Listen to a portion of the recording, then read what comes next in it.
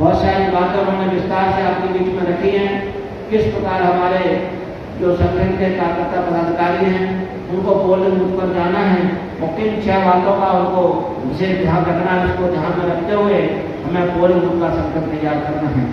Polling booth का संगठन तैयार करने के साथ सेक्टर का और सेक्टर के बाद विधानसभा का संगठन बनाते हुए हमें अभी से नजदीकी विधानसभा के चुनाव के हिसाब से तैयार करना है। साथ ही इस मंच पर ही हमारे साथी रमेश गरवी ने इन बिंदुओं पर अपना सुझाव दिया और साथियों सुझाव बहुत ही सराहनीय है और इससे हमारे कार्यकर्ताओं तक पहुंचने में आसानी भी होगी, क्योंकि इस जिले में हर किसी की कुछ न कुछ, चाहे तो प्रशासनिक, पुलिस प्रशासनिक या नगरीय निकाय से संबंधित या पंचायत से संबंधित समस्याएं रहती हैं।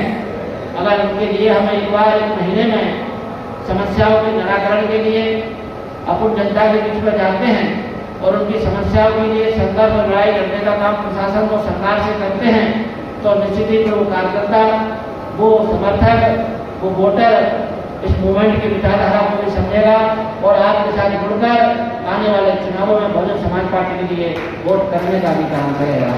साथियों चीजों का भी हमें ध्यान रखते हुए और आप लोग इस बात के लिए भी पूरे विश्वास के साथ अपने क्षेत्र की जनता से कह सकते हैं कि जो शंका रहती है कुछ प्रत्याशी हमारे अभी भी हमारी मीटिंग में उपस्थित नहीं हो रहे हैं, 2-4 बार देखते हैं, उनसे भी बात करेंगे तो भाई क्या परेशानी और क्या समस्या है, आपका मन क्या कहता है कि मीटिंग में कार्यकर्ता आपको एक कैप्टन की नजर से देखता है, आपकी उपस्थिति इसमें अनिवार्य है। रमेश गरवी ने अपना भरोसा जो लोकसभा में जनता के बीच में दिया कि मैं जो आपसे वादा कर रहा हूँ कि मैं पहली बार राजनीति में आया हूँ और ये मेरा पहला चुनाव है और मैं इसको पूरी मेहनत अपनी टीम के साथ और कार्यकर्ताओं को बलबूते पर लड़ रहा हूँ। जनता के साथ में मुझे एक विश्वास दिलाया कि मैं यहाँ पर जिले और लोकसभा क्षेत्र में शिक्षा, स्वास्थ्य और रोजगार में काम करूँगा। उनको ताकि हमारे अच्छे कार्यकर्ताओं ने मेहनत करके वोट दिलाने का काम किया और वो चुनाव नहीं जीत पाए, पर उन्होंने जो वादा किया कि मैं जनता के बीच में जनता के लिए शिक्षा, रोजगार, स्वास्थ्य में काम करूँगा। उस कड़ी में उनका सराहनीय है कि सिंगल बस्ती में उन्होंने एक मोहल्ला क्लिनिक खोलकर जनता जनानों के लिए उन्होंने पहले स्वास्थ्य सेवा देने का अपना एक वचन पूरा किया।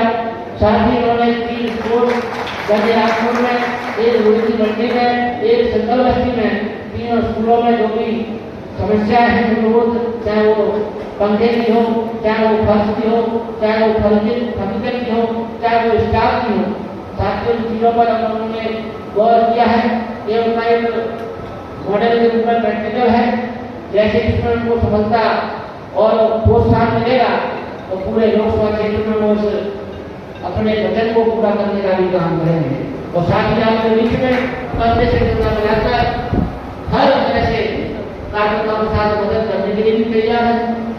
बीच बाजार में उन्होंने अगर कार्यक्रम होने की बात कही है तो इसमें आज ही मीटिंग होने के बाद हम उस पर चर्चा करेंगे, क्योंकि बीच शहर में हमारे शहर के जो नगरीय समस्याओं को लेकर आते हैं उनको बीच में ज़्यादा सुविधा होगी, तो उन चीज़ों में हम लोग सरकार डालने का भी काम करेंगे।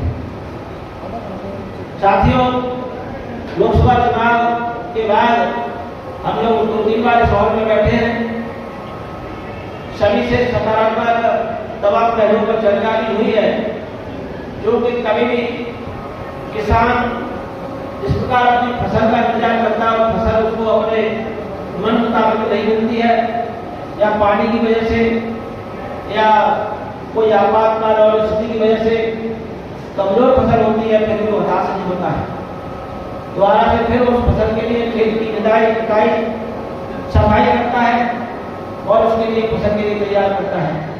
ठीक उसी प्रकार हमारे सभी कार्यकर्ताओं को अपने अपने विधानसभा में सेक्टर पोलिंगों पर पूरे 5 साल तक तैयारी करना है, क्योंकि हम जब तक मूवमेंट को पोलिंग बूथ तक जो माननीय प्रभारी ने 6 बिंदु बताए उसको आधार मानकर जो कैडर के रूप में जो 5 गुण बताए जाते हैं गुणों के आधार पर हम दोबारा से चिन्हित नहीं करेंगे और इस बार एक चिन्हित करना भी बहुत हमारे लिए जरूरी है।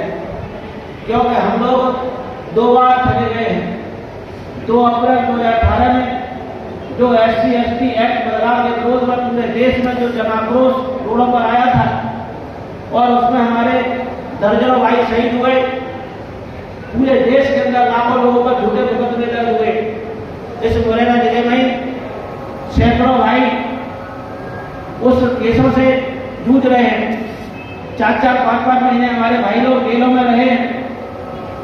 इससे हमें ये सबक देना है कि जिस प्रकार कांग्रेस ने झूठ बोला कि हम आपके केसों को वापस लेंगे और झूठ बोलना उनकी फितरत में है। बीजेपी ने उपचुनाव में बोला कि हमारी सरकार बनेगी तो हम केसों को वापस ले लेंगे। बीजेपी तो पहले से ही झूठ बोलती है, बार बार बोलेगी। जो आपके बीच में कहती है रोजगार दिलाएंगे, किसानों की आय दोगुनी करेंगे, शिक्षा का स्तर बहाल करने का काम करेंगे, बहन बेटियों की अच्छी सुरक्षा देने का काम करेंगे। इन सारी चीजों में सरकारें निरंतर फेल होती आ रही है। पर कहीं ना कहीं हर बार चुनाव के समय पर हम लोग इनके भ्रष्टाचार और झूठे भरे में फंसते हैं और कुछ वोटों से हम चुनाव हार जाते हैं। इस बार विधानसभा के चुनाव में हमारे विधानसभा के कार्यकर्ताओं ने काफी ईमानदारी से मजबूती के साथ चुनाव लड़ने का काम किया। लोकसभा में हम लोग चुनाव लड़े पर हमें सफलता नहीं मिली। साथियों, सफलता नहीं मिली पर आपके सामने ये अवसर जरूर आ गए हैं कि 2018 के मुकाबले 2023 में आपने मजबूती दिखाई तो 2028 में आपको सफलता भी मिलेगी। तो सफलता ही आपकी अगली सीढ़ी है। आप लोगों ने चुनाव के बाद जिस प्रकार कांग्रेस और उनके गठबंधन ने संविधान की प्रतियां लेकर संविधान को बचाने की कसम खाई थी और ये भरोसा दिलाया था कि बीजेपी संविधान को खत्म करेगी और कांग्रेस संविधान को बचाने में सफल होगी और हम आपके हक अधिकार की और आरक्षण को बचाने की और आपके बच्चों को रोजगार दिलाने की गारंटी देते हैं। हमारी बहनों को 8,500 की गारंटी दे दी। तमाम झूठ बोला, प्रदेशों में झूठ बोला, उसके बाद पूरे देश में झूठ बोला और झूठ का ऐसे पर्दाफाश हुआ कि 1 अगस्त 2024 को जो SC/ST के उप वर्गीकरण और क्रिमिनल का जो निर्णय सुप्रीम कोर्ट ने दिया, जो माननीय प्रभारी जी बता रहे थे, अटल बिहारी वाजपेयी ने कहा कि जो काम हम सदन में नहीं कर पा रहे उसको हम कोर्ट के द्वारा करेंगे। यानी उन्होंने बात कर पाई अटल बिहारी वाजपेयी के जमाने में और वो काम पूरा कौन कर रहा है? नरेंद्र मोदी जी। तो उन्होंने एक तो SC/ST एक्ट के बदलाव करने का प्रयास किया, वो तो इस जनता की ताकत पर उनको झुकना पड़ा। जो कोई बात सही है, जनता के आगे कोई बड़ा नहीं है। अच्छे सुबह को जनता के सामने झुकना पड़ा है। नरेंद्र मोदी को इस प्रयास की है। उसी प्रकार उन्होंने दूसरा प्रयास किया कि निर्णय लेकर और निर्णय में साफ बात ये झलक कर आ रही है